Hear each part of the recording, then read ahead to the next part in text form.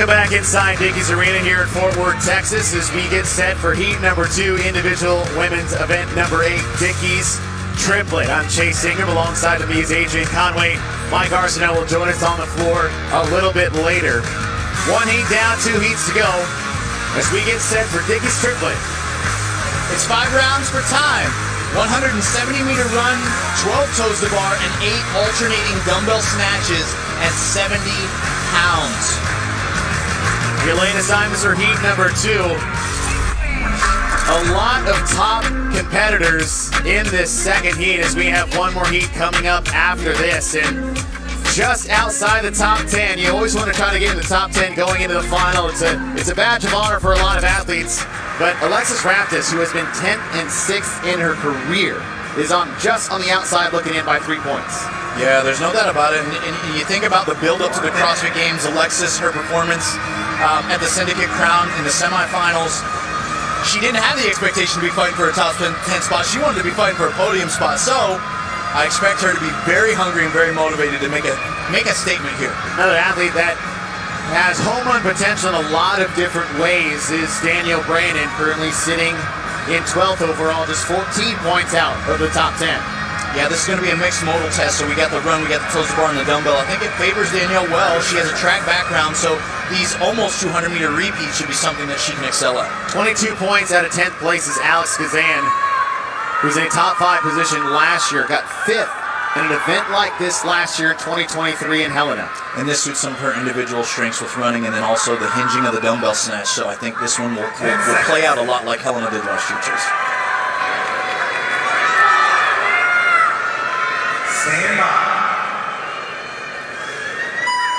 Athletes are off in their 175-meter run inside Dickies Arena as the stagger start is designed to keep everything even across the board. Is right to the front. Yep. You see Abby Dolman, who has that background, a diverse athletic background, gymnastics, track and field. And with her win at the West Coast Classic this year, which, yes, sir, not to say it didn't get a lot of fanfare and celebration, but based off her performance last year, which is her rookie year at the CrossFit Games, she's having a heck of a year here in 2024. She is, chasing you, and you're nailing it with saying she's in a very different mind space than the rest of these women. A lot of these women had expectations to be top 5, top 3. Abby's building momentum for herself, and due to her athletic background and her history within the sport, we see this specific event as one where she is going to try to make a statement with the crowd that she's surrounded by in this heat. Abby Dolman out of Lone Star CrossFit in San Antonio, Texas, a local Texas girl, 23rd last year at the CrossFit Games, currently sitting in 14th overall. Dolman has done, everybody's done, and this is what we thought we were going to see as the elevation starts to rise from heat to heat. It's going to get tighter and tighter when it comes to this race. There's no doubt, and we saw how round 1 didn't have tremendous implications in the first heat, but we know that this race is going to be so tight that every time those athletes step through their name placard and onto the run, it's going to be a great thing for us to see who's on top. Kazan is off the dumbbell early.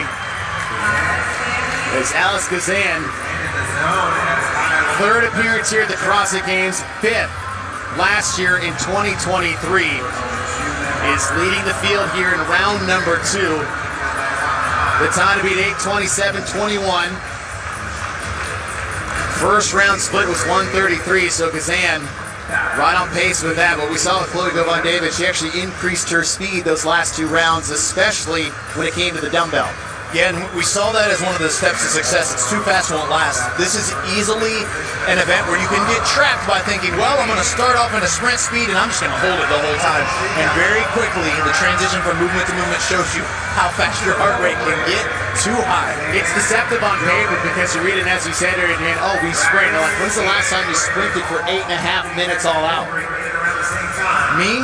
Never. I've never made it that far. If I start sprinting and I'm trying to go that long, it quickly peters out at about 40 seconds, and then I'm just clinging on for dear life. Alexis Raptis sitting in 11th, 3 points out of the top 10. Now, why that's important is that we don't know how many events we do have after this, but we know we do have events. And we'll reseed after each one, and getting in that final heat is so imperative if you want to try to make your way up the leaderboard even more. You're so right. 2 words come to my mind when I think about that. It's desperation and opportunity. in a situation like this, the final day of the CrossFit Games, you're doing everything you can to salvage every point because of the unknown, Chase. Not only what movements and what combinations are coming, but how many opportunities will I get? Second round is done. Alexis Raptis ahead of Gazan, and Sahir Kaya has moved into second, followed by Abby Doman. Middle round of five total rounds, 170-meter run inside Dickies Arena, 12 toes to bar, 8 alternating dumbbell snatches with that 70-pound dumbbell. As Alexis Raptis, whose best finish was 6th last year, she's a team competitor in 2015 and 2016, made individually for the first time in 2022, and has been top 10 finishes in the last 2 years for Alexis Raptis, as Abby Doman passes her in this 175. We haven't seen a lot of passes in the later rounds in this event so far. Yeah, not a lot, but then I think back even to Chloe Gavin David that came in just a little bit behind. I'm looking at where Danielle Brandon is amongst the other 3 competitors, and I'm like, okay, she looks really composed, Chase, and I wonder, is that intentional? Is she trying to gamify them? Let them battle, let them waste some energy, let them lose some efficiency, and then let me make my move there into round 5. We'll see.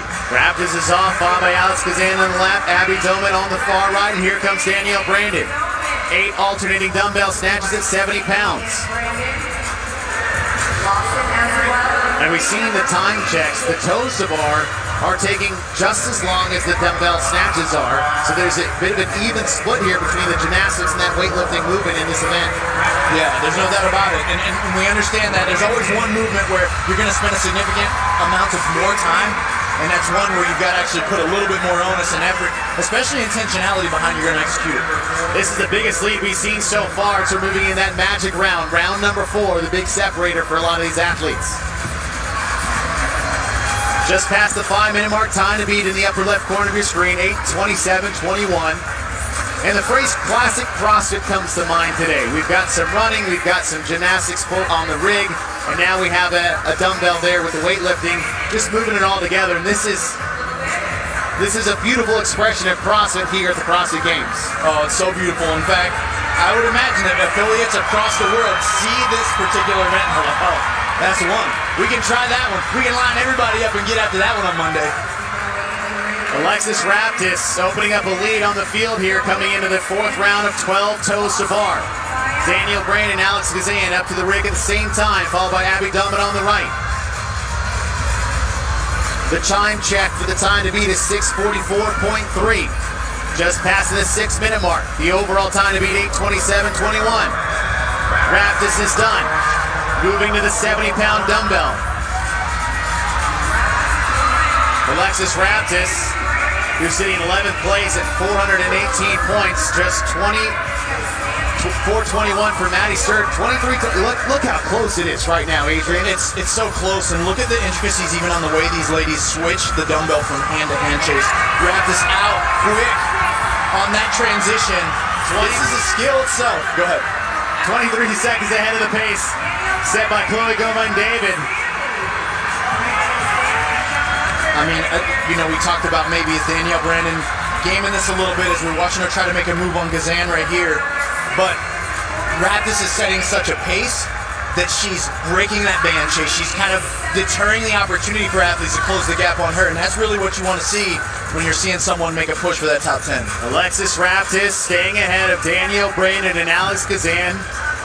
This is the 5th and final round here for Dickie's triplet, as we're just past the 7-minute mark. 12 toes to bar, 8 alternating dumbbell snatches to pass the time to beat of 8:27:21. Danielle Brandon, a few seconds behind Raptis. Raptis, no hesitation, right on the ring.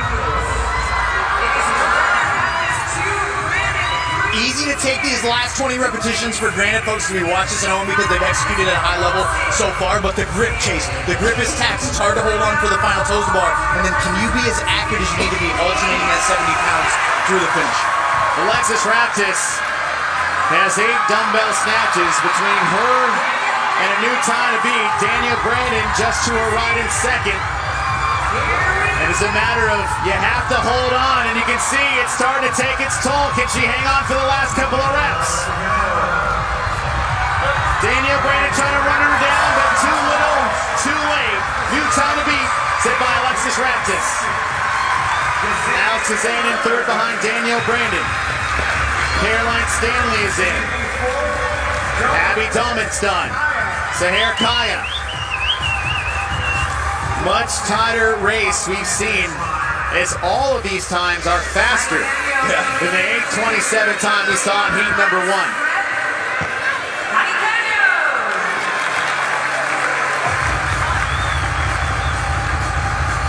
Linda Caseman, in her rookie debut, she's an 18th overall, starting the 4th and final day of competition.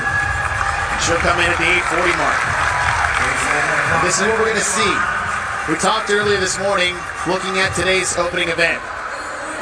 It's not a strength test, it's not an endurance test, it's not a speed test, it's good old-fashioned CrossFit. We're going to see who's the best at that mixed modal CrossFit event. That's right, and this is what we love to see, especially concluding the competition as a whole, bringing it back together. We've done some single modality testing. We know those important in our methodology, but this is the bread and butter right here. Alexis Raptis, 7:56.06.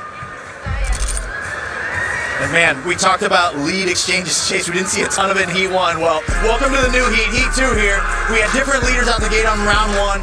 We had Alexis Raptis, though, making a very strong charge through the middle all the way through the end of this test. It was a great, efficient movement through the transitions. It was the pace that she was able to set and establish on the runs, great consistency.